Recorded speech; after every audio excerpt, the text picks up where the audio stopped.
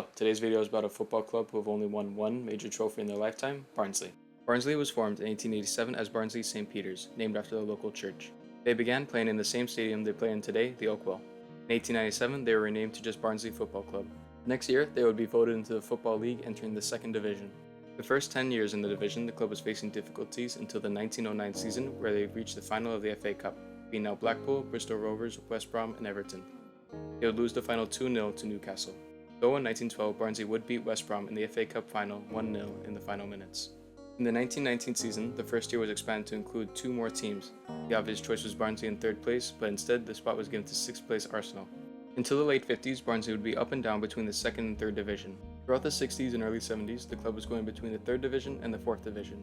Until the late 70s, where Neil Warnock and Mike McCarthy would help bring the club up to the second division.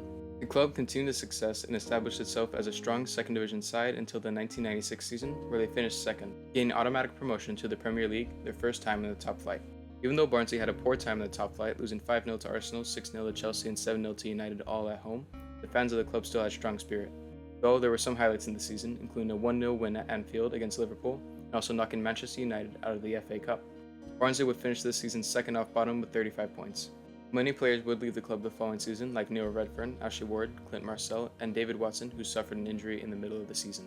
In the 1999 season, the club were close to promotion, reaching the playoff final at Wembley, losing 4-2 to Ipswich Town. 2 years later, the club would be relegated to the third tier of English football. After the collapse of ITV Digital, the club was placed into administration. Though 10 days before the club was set to close, it was announced that Mayor of Barnsley, Peter Doyle, was to take over the club. The club would eventually be bought in 2003 by Peter Ridsdale and another local businessman. The next year, Ridsdale would step down and leave ownership to Gordon Shepherd. In 2005, Barnsley would finish 5th. This would qualify them for the playoffs to gain promotion to the Championship. The final would go to penalties, but Barnsley would win and gain back promotion. The next season, the club would stay strong in the Championship, even having a good FA Cup run, beating Liverpool 2-1 at Anfield. But that's not it. Barnsley would go on to defeat the former FA Cup holders Chelsea at the Oakwell and progress to the semi-final. Sadly, the fairy tale ended as Barnsley would lose to Cardiff in the semi-final at Wembley. Not much happened the next few seasons, with Barnsley achieving more bottom half finishes. The most notable event was when Barnsley subbed on the youngest player to ever play in the Football League, Ruben Noble Lazarus, who at the time was 15 years and 45 days old. Sadly, in the 2013-14 season, the club was relegated to the third tier once again. Barnsley would gain promotion 2 seasons later and also would win the Football League trophy in 2016. Barnsley would get new shareholders and eventually the club would be relegated to the third tier again in 2017. The club would remain in the third tier, though in July the club was charged with 5 rule breaches and could face a point deduction and a large fine.